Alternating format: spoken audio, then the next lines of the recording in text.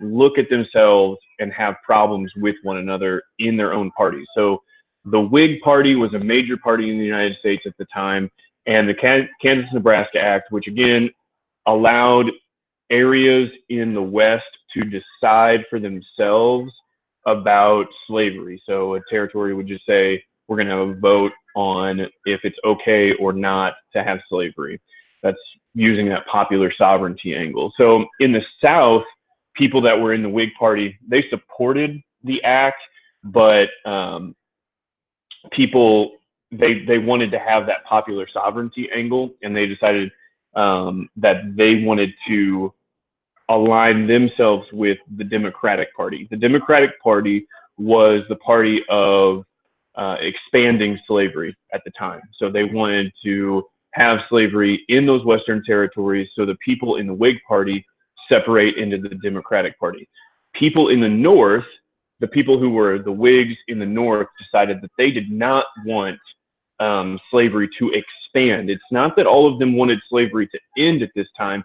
They just didn't want it to expand. So they wanted to keep the foundation of the Missouri Compromise. So they wanted to have that border at the bottom of Missouri, no slavery, past that, no slavery above that, and that's how it would just be continued to be governed past this time. So the Northern Whigs and other anti-slavery people created a new political party, which is the Republican Party. So the Republican Party is founded at this time in the 1850s, and it is founded on the basis idea of it's anti-slavery. They do not want to expand slavery going forward.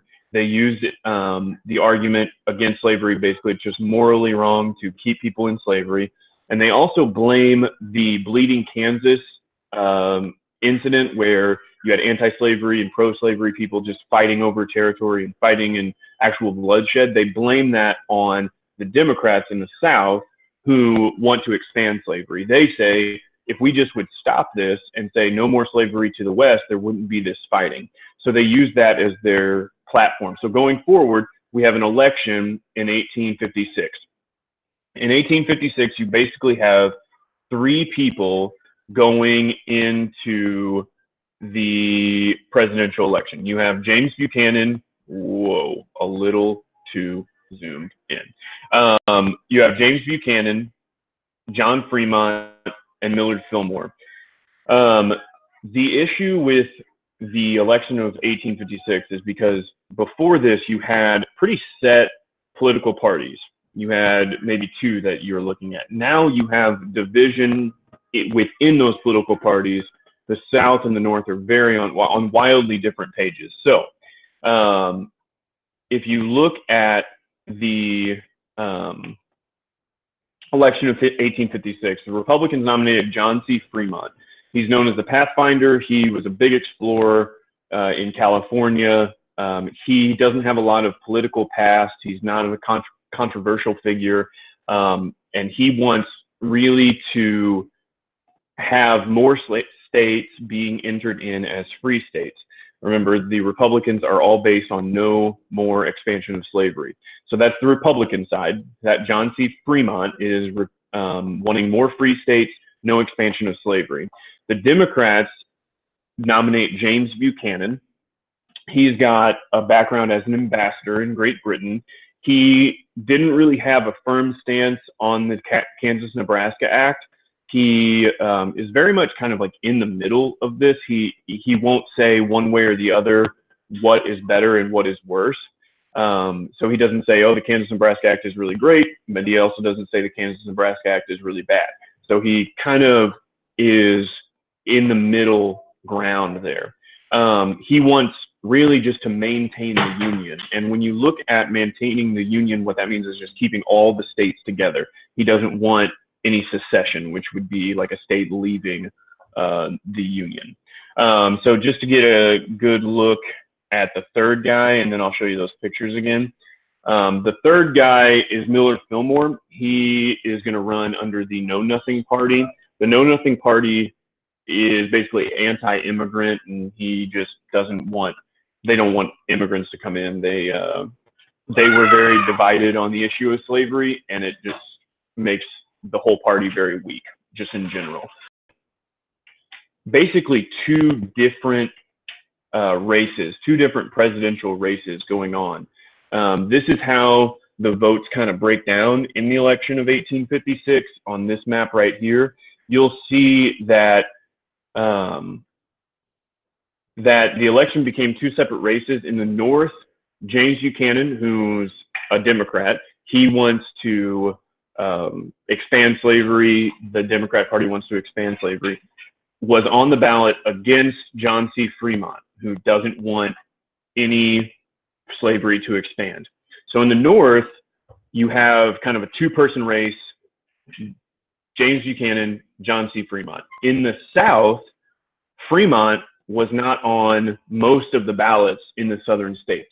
They removed him from the ballot. So basically they don't like him. So they just say, well, nobody can vote for you if you're not on a ballot. So you're not going to get any votes down in the South.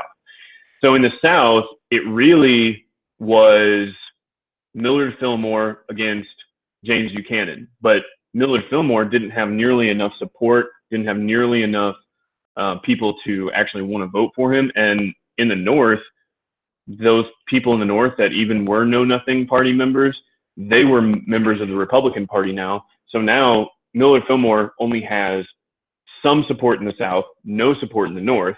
James Buchanan is on both ballots. So he's on the northern states ballots and the southern states ballots. And John C. Fremont is only in the North. So you really have two sets of ballots that look completely different depending on where you're at in the country. And the only person that has their name on both of them is James Buchanan.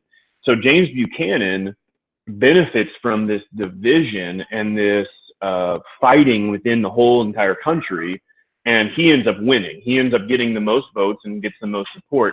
But what this does is it shows that the Republican Party, who's brand new at this point, they are just starting, they actually have support. They actually have a name to make for themselves because he actually wins 11 states in the election of 1856.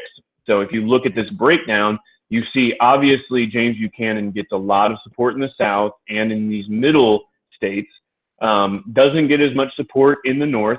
He wins a lot more of the electoral college vote because he wins more states. But in the popular vote, you see that on this side where you have Buchanan and Fillmore and Fremont, you have very much a split in the votes. So they basically took votes away from each other, which leads to Buchanan being a benefit there and winning. So he becomes president. He is very much, he's not really the leader that the country needs at the time. He will not take a firm stance on going forward and saying, we will eliminate slavery or we will have slavery or anything. He just kind of holds that middle ground, which really isn't what needs to happen at this point when people are all out in Kansas killing each other. They need kind of a strong leader, and that's not what they get here. So that is going to divide the country after the election of 1856. Another thing that leads to more division in the country are some decisions made by the Supreme Court. One of those is the Dred Scott case. Dred Scott lived as a slave in Missouri, but his owner had moved to a free territory, which was before moving back to Missouri. So he was in Missouri, which was a slave state, which was okay to have slaves in Missouri. They move to a free territory and they come back to Missouri. Dred Scott is a slave, and let me pull this up real quick. So he argues that basically since he moved into a free territory, they should now, him and his family should be free. So that's his case against this. That's his case to the court. So this is Dred Scott right here. Dred Scott filed a lawsuit as a citizen of Missouri, basically saying that he should be free because he's in a free state. The decision here is that the Supreme Court and the Chief Justice, who's the guy that's at the top of the Supreme Court, rule that African Americans at this time are property. They are not citizens. They are just property, just like African American, even if they were free, could even be a U.S. citizen. And this is going to extremely limit the rights in the North and the South to African Americans. So if we look at all of this kind of different stuff that's in this is in the book, this thing that I'm showing you right now. You can always get to this and look through these different clickable things. But essentially, this is going to say that enslaved Americans are African Americans are property. He basically rules that it's unconstitutional to ban slavery in the U.S. territories because it's saying that it's basically limiting the property that you can have. So then that cancels out the whole Missouri Compromise. So now everything to the west of Missouri is now essentially open to slavery, which throws all of the compromises into question. Kansas-Nebraska Act, the Compromise of 1850, and the Missouri Compromise. It just makes it a whole big mess. African Americans, they are very upset about this. Obviously, it's a huge blow to their rights, both free and enslaved. Southerners are obviously very happy about this because it supports Southern states. It supports slavery. It's good for them. Northerners, unhappy. They think it's pretty crazy that you can say that a person is a piece of property. So Dred Scott case really does a lot to throw a lot more chaos and a lot more craziness into the situation, and really just makes it even more division. So this is kind of what I've just been talking about. It banning slavery in territories would violate the property rights that slave owners have, protected by the Fifth Amendment, makes laws like the Missouri Compromise unconstitutional. So again, Dred Scott case does a lot to kind of rip the country apart. Now, moving forward, after the election of 1856, the Republican Party is a major party in the United States. Abraham Lincoln is set to challenge Stephen A. Douglas in the U.S. Senate for a Senate seat in Illinois. So Abraham Lincoln is trying to run for Senate in Illinois against a guy named Stephen A. Douglas, who was very instrumental in getting the Kansas-Nebraska Act passed. That idea that the territories themselves, the people within them, those people should decide whether or not there's slavery there. Not Congress, not the United States government, the people living there should decide. So Lincoln expressed that fear that Southerners wanted to expand slavery to the entire country. Douglas basically argued that people should be able to vote whether or not slavery should exist or not. These debates were incredibly popular. They were incredibly crowded events where this whole idea of debating against your opponent first kind of comes up, where you have to present your ideas and then your opponent presents their ideas. So we're going through a presidential election right now. That idea of the candidates talking about their platforms, about their ideas, it really comes to be because of these Lincoln-Douglas debates. Now, Lincoln ultimately loses this race against Douglas, but what it does is it makes Abraham Lincoln a national figure. It makes him incredibly popular and puts his face out there on the national scene. And don't worry about Abe, he'll be fine. I think we're probably going to hear from him later on going forward. Just because he loses this one doesn't mean he's out for the rest of time. So another big event that kind of happens before slavery really does tear the nation apart is in 1859, John Brown, who is a guy that we talked about in the first lesson in Bleeding Kansas. John Brown is incredibly anti-slavery. He does not want slavery to expand anywhere else. He wants to get rid of it completely. He was a person that was in charge of the anti-slavery movement in Kansas. So he actually went and killed slave supporters in Kansas. He was part of that Bleeding Kansas. He wanted to provoke, which means to start something. He wants to kind of push something to start in the South. He wants the slaves to rise up, and to take over the plantations and take over. This is going to be in Harper's Ferry, Virginia. So on October 16th, 1859, Brown and his followers go into Harper's Ferry, Virginia. They try to capture the arsenal and basically try to take all of the weapons and try to get all of those and then move on. Their plan is to get the weapons, move through Virginia, and as they move through, the slaves that are enslaved in these plantations would then be able to overtake their slave owners, and they would join up with them, and then their numbers would grow and grow and grow. And then the slaves and John Brown's followers would then be able to go into a situation where they're going to take over the entire southern states and then get rid of slavery as well. Remember to turn off your mic if you have your mic on. I just make sure that your mic's off. Brown sent out the word for slaves to join him, but none of the slaves actually did show up. So if your mic's on, I need you to turn it off. Just somebody's got their mic on. Make sure, thank you. Make sure you turn that off. So if you look at John Brown's raid, it's a very much a failure for John Brown. His whole thought process is that he is going to take over the South or get a whole bunch of slaves to come with him, and that just doesn't happen. So the U.S. Marines attack Harper's Ferry. They surround John Brown and his followers. They kill 10 of his followers. They capture John Brown.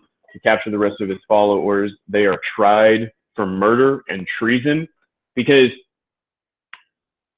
what they are doing essentially is their cause is noble. Like, their cause is like, hey, we want to end slavery. But what they're doing is attacking a U.S. government arsenal. So it'd be like attacking Fort Leonard Wood and expecting no one to, come after you or stop you or get mad when you ultimately fail. So on the day that he was sentenced to death, he was then hanged. Abolitionists, so people that are for him and against slavery, they rang church bells, they fired guns in his honor. He was celebrated as as a hero. Southerners were very angry, outraged by John Brown, and outraged by, sorry, my son is very interested in some Play-Doh machine and Sour Patch Kids. So the issue of slavery raised the sectional tensions to really a breaking point at this point. So what you really have is, after, this is John Brown, by the way. Yep. Yeah. Okay. He is going to be hanged, and it just really drives more problems going forward. And now what you have is, we have built things into the country that are just going to tear people apart. So you have the Compromise of 1850, makes people mad, tears them apart. The Kansas-Nebraska Act, you're going to see that, and you're gonna want to tear people apart. You're going to have the John Brown raid, that's going to tear people apart. So all of these things just lead to, in 1860, when there's another presidential race, when people really start to talk about slavery in a real way, that's like, hey, we really need to get rid of it, or we really need to expand it. People aren't just going to get mad and talk about that. It's going to be like, we're going to get mad and start fighting. And that's where we really see the division and the separation come to in the Civil War. So that's pretty much it for lesson 2. If you've got questions, absolutely feel free to type some up. We'll end the recording there so it doesn't keep going on and on. But if you've got stuff to ask, go ahead and throw it up in the comments or in the chat, and we will go from there. If you're good to go,